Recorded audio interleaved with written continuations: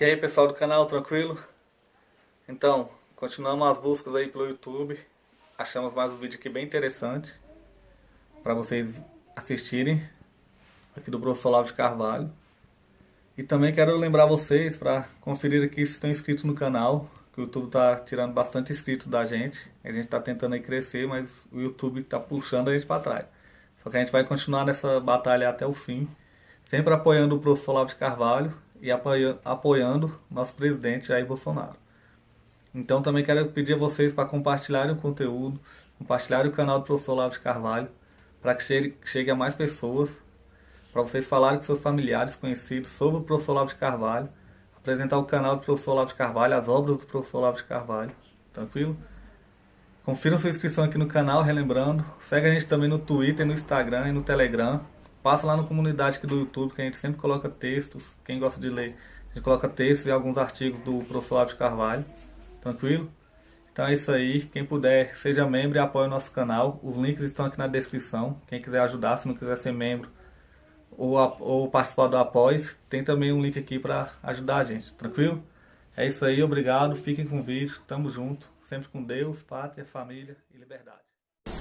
A história, como se conta, vamos dizer, nos manuais, a história como se padronizou e como é repassada para todo mundo é o seguinte: os pitagóricos acreditavam que os números são entidades sagradas, porque, dizia Pitágoras, tudo é feito de números. Então os números são a substância última da realidade. E por isso mesmo consideravam que os números são sagrados. Mas isso se refere evidentemente aos números inteiros. E quando Pitágoras descobre o seu famoso teorema de que o quadrado da hipotenusa é igual à soma dos quadrados dos catetos, aí surge um pequeno problema, porque se o primeiro cateto mede 1, né, e o segundo mede 2, a proporção entre eles, que é a hipotenusa, não será um número inteiro, será o chamado número irracional. É 1,12717,903, nunca termina. E dizem, essa é a história como se passa vulgarmente, e se passa praticamente todos os livros de manuais mais populares de história da filosofia repetem isso, e de que os pitagóricos ficaram tão desarvorados com isso, porque se os números eram entidades sagradas, então a existência de números irracionais praticamente demolia todo o universo deles, acabava com a sacralidade dos números. E dizem então que o sujeito que divulgou a existência dos números irracionais, um tal de Hipasso, foi assassinado pelos seus colegas, ou dizem pelo próprio Pitágoras. Pitágoras o estrangulou. Falou: o número irracional, você contou para todo mundo, ferrou com a coisa toda, matou o neguinho. Então, a partir, vamos dizer, da revelação da existência dos números irracionais, segundo se conta, então o prestígio sacro dos números inteiros cai e, em vez disso, se entroniza o mistério do contínuo. Então, por exemplo, uma linha, ela se compõe de um número infinito de pontos. Então entra aí o problema do infinito. E o infinito, aqui nós estamos falando do infinito matemático, o infinito quantitativo. O infinito, ele não pode caber dentro da série dos números inteiros, ele não pode ser abrangido por um número inteiro. Então, ele, de certo modo, ele escapa do critério da sacralidade dos números segundo Pitágoras. Tudo isso eu estou falando é o que está nos manuais e o que vocês encontrarão em 1000 livros a respeito. Então essa descoberta do infinito, ela desestabiliza o mundo pitagórico, certo? E um dos efeitos dela, desse acontecimento, desse infausto acontecimento, segundo dizem, foi o surgimento dos paradoxos de Zenão de Eleia. Para percorrer uma distância, você tem que percorrer a metade, para percorrer a metade, você tem que percorrer a metade da metade, e a metade da metade da metade, e assim, portanto, um movimento é impossível. Tá certo? E, evidentemente, as pessoas, quando ouviam esse raciocínio, ficavam muito impressionadas, né? e entraram numa espécie de paralisia mental, né? Bom, acontece que quando você vê um triângulo retângulo, né, portanto um triângulo que obedece ao teorema de Pitágoras, você vê claramente que a hipotenusa, a medida da hipotenusa, de fato, dá um número racional, e o número racional não termina nunca. Porém, quando você está olhando, você sabe que a hipotenusa termina em algum lugar. Não é o triângulo infinito. Não existe a hipotenusa infinita. O número, a formulação desse número, sob a forma de uma cifra matemática baseada no sistema decimal, pode dar um número que não termina mais. Mas a hipotenusa termina, ela tem um tamanho finito. Tá certo? Então, como é que uma figura finita, é uma linha finita, ao ser transposta em termos aritméticos, começa a parecer infinita? É evidentemente um engano, né? O que é infinito é o número e não a hipotenusa, né? Isso significa um número é usado ali como unidade de medida. A medida da hipotenusa não é a hipotenusa. A medida de uma linha não é a linha. Ela é uma outra coisa. Ela é a transposição da linha para uma outra linguagem. Você está passando de uma linguagem geométrica para uma linguagem aritmética. Note que na Grécia, até a época, a geometria de fato se desenvolveu antes da aritmética. Então, até para fazer as contas elementares de aritmética, eles usavam meios geométricos para fazer as contas. Foi depois que inverteu. Hoje, qualquer criança sabe equacionar figuras geométricas em termos aritméticos, em termos algébricos, que a álgebra vai aparecer muito depois. Mas na época não. Eles usam a própria geometria como um meio de você fazer as contas. E evidentemente, nessa transposição de uma linguagem para outra, surgem alguns equívocos. E o primeiro deles é confundir a medida da coisa com a coisa. Então, bom, onde dizer não está errado? Ele está confundindo uma distância no espaço com a medida dessa distância. Não é isso? Quando ele fala, bom, para percorrer uma distância você tem que subdividir o espaço na metade, depois na metade da metade, metade. E essa subdivisão não termina nunca. O que eu tenho a dizer é o seguinte: subdividir o espaço é uma expressão absolutamente nonsense. Jamais se subdivide o espaço, você subdivide coisas. Então, por exemplo, eu estou fazendo uma casa, eu separo aqui um quarto, ali uma cozinha, ali uma sala de estar. Estou subdividindo o espaço? Não, eu estou subdividindo a casa. O espaço continua contínuo do mesmo jeito. Se eu subdividisse o espaço, então ele simplesmente deixaria de ser o espaço. O que é o espaço? É a possibilidade de conter coisas em número ilimitado. O espaço não é nada mais do que isso, do que a possibilidade de coisas corporais. Então, o espaço, como ele é uma mera potencialidade nesse sentido, ele não pode ser subdividido. A expressão subdividir o espaço é um absoluto nonsense. E o Zenão cai justamente nisso. Ele acha que ao subdividir uma sala, tá certo? Ou ao subdividir, por exemplo, uma estrada em quilômetros ou milhas, você está efetivamente subdividindo o espaço. Eu digo, não, idiota, você está subdividindo a estrada. O espaço tem que ser contínuo do mesmo modo para que você possa subdividir a estrada. Se o espaço se subdividisse, tá certo? Cada vez que você subdivide a estrada num pedaço, então cada vez que tem um quilômetro, o quilômetro seguinte desapareceu. O próprio espaço está subdividido. Então você cortou o espaço em pedaços, né? O que é incompatível com a própria natureza do espaço. Então, a confusão da coisa com a sua medida se torna, vamos dizer, o pecado original da filosofia.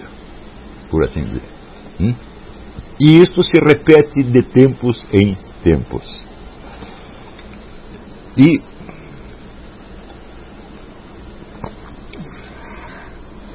tanto que sempre que você encontra alguma imprecisão, alguma indefinição, alguma incapacidade, impossibilidade de você alcançar uma medida correta, todo mundo entra em desespero. Como, por exemplo, quando apareceu o princípio da incerteza do Heisenberg, ele diz, bom, não dá para você assinalar, né, a velocidade e a posição de uma partícula ao mesmo tempo. Todo mundo ficou aterrorizado, porque parecia que a racionalidade do universo tinha sido destruída. E daí surge a famosa frase do protesto do Einstein: não, Deus não joga dados com o universo, né? Então, qual é o problema? Você está confundindo o universo com a sua medida. O que é incerto ali, o que é incerto é apenas a medida que nós fazemos. Agora, por que se inventou essa história de que a revelação dos números irracionais implodiu a escola pitagórica, porque eles achavam que os números eram sagrados? E por que os pitagóricos consideravam, aliás, os números sagrados? O que havia de sagrado nesses números? Então, se os números eram efetivamente, presta atenção, se os números eram efetivamente sagrados, e se eles eram a verdadeira substância da realidade por trás das aparências, então é evidente que aquilo que dissolvesse a ordem lógica dos números, aquilo que dissolvesse a ordem matemática, tá certo? Representaria como que o predomínio do caos do próprio universo. Então, se existem os números irracionais, então os números não são mais sagrados e tudo caiu. Ora, acontece que eu acho que só quem entendeu o pitagorismo no mundo foi o Mário Ferreira dos Santos. O resto, todo mundo escreve besteira a respeito. Os melhores livros escrevem besteira a respeito, porque jamais tentaram examinar esta coisa, exceto desde um ponto de vista que já foi criado por toda a tradição dessa historinha consagrada sobre os pitagóricos. Então entra numa espécie de círculo repetitivo, onde os mesmos erros geram novamente os mesmos erros, etc, etc. Então, em primeiro lugar, por que considerar os pitagóricos como idiotas que cultuavam os números? Transformar-se numa espécie de seita tipo Rajneesh, em que o nego coloca lá um número no altar e se prosterna diante dele. Por que depreciar as inteligências antigas? É claro, os pitagóricos tinham algumas esquisitices. Por exemplo, eles acreditavam na transmigração. O sujeito morria, eles transformavam num animal, então você não podia comer um porco. Esse porco deve ser o fulaninho que era meu amigo ontem, não posso comer o porco. Eles tinham essas esquisitices. Mas quem não tem esquisitices, tá certo? Então, por conta de 2 ou 3 esquisitices, você transformar todo o universo deles numa espécie de sistema de esquisitices, é você se fazer de muito superior, em vez de você tentar entender. Por um lado, eles reconhecem Pitágoras como um dos fundadores da ciência matemática. Por outro lado, dizem que era um imbecil que cultuava os números, um imbecil supersticioso que cultuava os números. Fala, não, as duas coisas ao mesmo tempo não é possível. Tá certo? Então, o que ele via de sagrado nos números tinha de ser alguma outra coisa. E quem explicou isso pela primeira vez foi o Mário Ferreira dos Santos. Diz, os números que os pitagóricos consideravam sagrados, entre aspas, eram sagrados porque eles não eram simples números no sentido aritmético, matemático moderno. Eles eram formas lógicas e eram leis ontológicas. Então não se tratava do 1, do 2, do 3, do 4, embora fossem assim formulados verbalmente. Tratava-se de unidade, dualidade, trindade, quaternidade, etc, etc. E, não por coincidência, cada um desses números expressa efetivamente leis ontológicas que são absolutamente, como é que diz, invencíveis, que expressam uma necessidade absoluta. Por exemplo, tudo o que existe tem de ter alguma unidade. Como dizia Duns Scott, né? O um e o ser se convertem um no outro, são a mesma coisa. Ser algo é ser um. Se for dois, já não é uma coisa, são duas coisas. Né? Então, ser alguma coisa é ter alguma unidade. Esse princípio é absolutamente universal. Quando você encontra um fenômeno, um ser aparente, cuja unidade você não consegue captar, então aquilo está num estado de existência que é nebuloso e incerto. Você não sabe se aquilo existe ou se é uma aparência de uma outra coisa. Só quando você apreende a unidade do ser é que você tem alguma ideia do que ele é. Isso é óbvio para todo mundo. Porém, essa ideia de unidade, ela tem uma implicação imediata. Se nós perguntarmos assim, o que é unidade no sentido absoluto? Só uma coisa pode ser unidade: o todo universal. O resto que está dentro dele é tudo múltiplo, tem vários. O que existe sob a forma absoluta de uma unidade? Digo somente a totalidade universal. E essa totalidade universal é também infinita. Então, unidade, só existe unidade efetivamente na totalidade infinita. Tudo o mais tem uma unidade precária ou relativa. Como, por exemplo, nós mesmos, nós temos uma unidade durante a nossa vida, mas nós mudamos. Não é isso? Eu já não sou o mesmo que eu era quando tinha 3 anos. Todas as células do meu corpo já mudaram, as minhas ideias já mudaram, meus hábitos já mudaram. Então eu conservo alguma unidade por baixo dessa variedade de estados, por baixo dessa sucessão de mudanças. Mas você entende que é uma unidade relativa e não absoluta, eterna e imutável. Então, unidade absoluta, eterna e imutável, a unidade do ser, como falava o Parmênides, só pode existir na escala da totalidade universal, a qual é infinita. Então, a unidade já tem dentro de si essa duplicidade de aspectos. Ela é unidade e ela é infinitude ao mesmo tempo.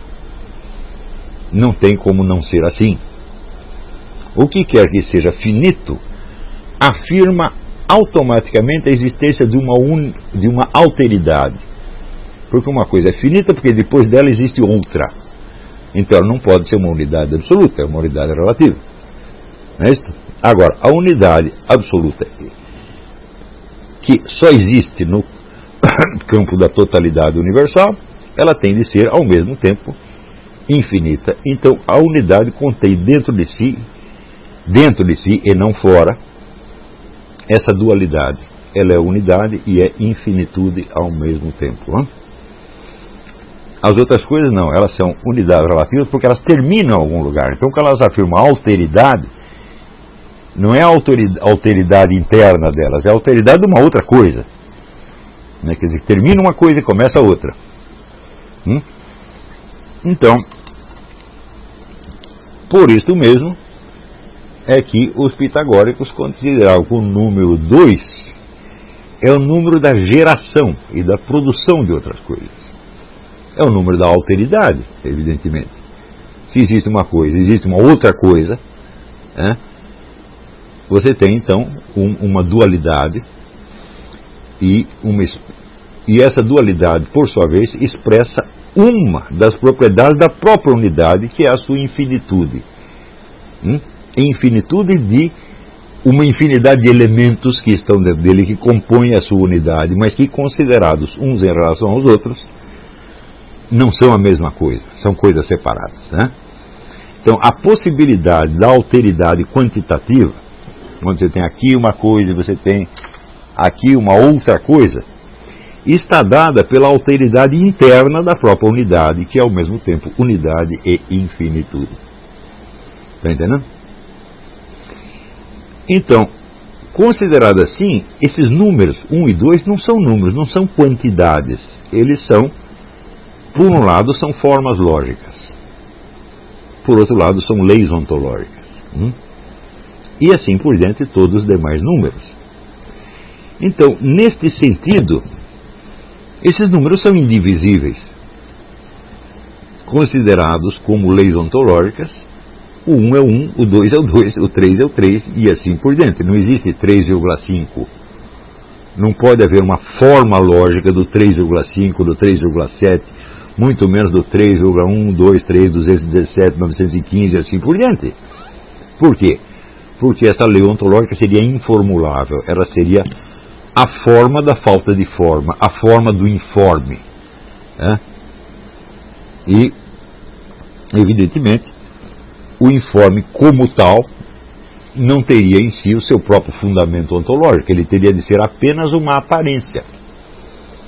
Então isso quer dizer que o culto, entre aspas, dos números inteiros entre os pitagóricos revelava o quê? A consciência que eles tinham da existência de uma estrutura do ser. E que dentro dessa estrutura do ser poderia haver, além do ser, uma série de aparências internas que são mutáveis, que não são propriamente realidades, tá certo? E essas aparências, elas são intelectualmente inapreensíveis, embora elas possam acontecer.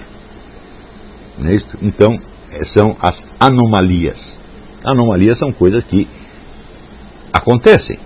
Por que elas acontecem? Acontece porque tudo aquilo que existe dentro da unidade absoluta não é a unidade absoluta, são unidades relativas. Essas unidades relativas, nem cada uma delas considerada independentemente, nem todas elas consideradas uma, pode conter em si a perfeição total da unidade absoluta. Então existe necessariamente a imperfeição, a anomalia, o desvio, etc, etc, etc, etc. Então, esses desvios, eles podem ser em número ilimitado, mas ao mesmo tempo, eles não contêm em si a sua própria razão de ser. Eles são mais ou menos como essas figuras que as nuvens formam. Você olha, parece um camelo, parece uma pessoa, parece uma tartaruga, mas é apenas uma nuvem que está mudando de forma o tempo todo. Então esse é o mundo das aparências, tá certo? E por trás dessas aparências existe uma estrutura ordenada que permanece de algum modo, e é essa estrutura que é cognoscível. E a pista para essa estrutura cognoscível são justamente os princípios da unidade, dualidade, trindade, etc, etc, que o nosso Mário Ferreira expôs tão brilhantemente até o número 1000 e tanto no livro A Sabedoria das Leis Eternas. Então eu acho que ele foi o primeiro sujeito que tratou dos pitagóricos com algum respeito. Quer dizer, não fez deles figuras folclóricas de idiotas cultuadores de números, capazes de estrangular um sujeito só porque ele diz que existe um número irracional, quando, quem descobre o número irracional é o próprio Pitágoras, né? Quando ele faz o teorema de Pitágoras, está dado ali um número irracional, se ele tentar medir a hipotenusa, tá certo? Mas, eu digo, para que medir a hipotenusa? Você só pode querer medir a hipotenusa se a figura geométrica, tal como você a concebe visualmente, não é suficiente para você e você quer falar dela numa outra linguagem, que é a linguagem da aritmética. E na passagem da figura física da hipotenusa para a sua expressão numérica aritmética, existe evidentemente um hiato, uma decalagem, como diz os franceses, né? Um desvio e uma diferença. Mas isso não é culpa da hipotenusa. Isso é culpa sua. Porque você quer forçar uma linguagem em cima de uma coisa que não está adequada a essa linguagem.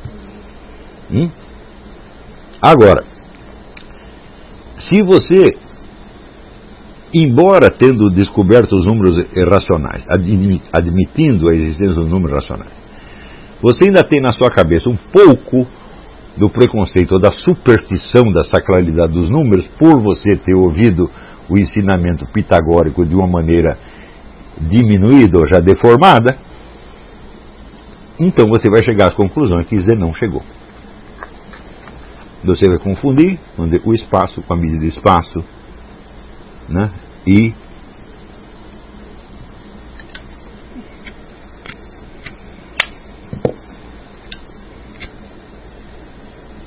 então Então você nunca vai poder ir a parte alguma, porque para você percorrer uma distância, você tem que percorrer metade da distância, a metade da metade, e assim por diante.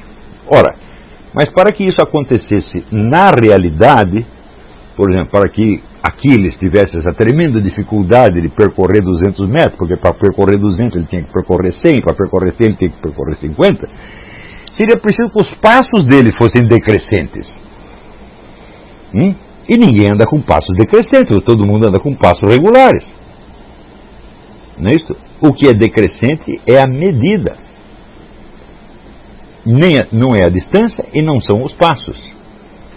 Ora, como você acredita ingenuamente que ao passar do objeto para a sua medida, você passou do inexato para o exato, você passou do vulgar para o científico, o que você faz? Você pega a medida e a consagra como se ela fosse a realidade, e você apaga a realidade como sendo uma coisa vil e desprezível, porque está nesse mundo de imperfeições, enquanto os números estão no céu das leis eternas. Este é o erro mais permanente dos filósofos e da ciência também. Não. Esse aqui é nosso estúdio aqui improvisado. A gente teve que mudar do outro lá. Tô aqui gravando aqui no meu quarto. É isso aí.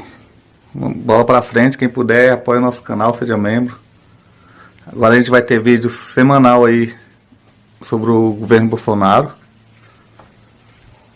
Em apoio aí ao governo. Vamos fazer direto. Tamo junto aí. E bola pra frente. Valeu, forte abraço. Na comunidade a gente sempre coloca link dos livros. Tem esse livro aqui, Política, Ideologia e Conspirações, que é muito bom. A Corrupção da Inteligência, de Flávio Gordon. Tudo tem lá os links. É da Amazon. Você pode comprar que o livro chega na sua casa. Dá essa força aí pra gente. Compra os livros com a gente. Beleza? Segue a gente no Instagram, no Twitter. E se inscreva aí no canal.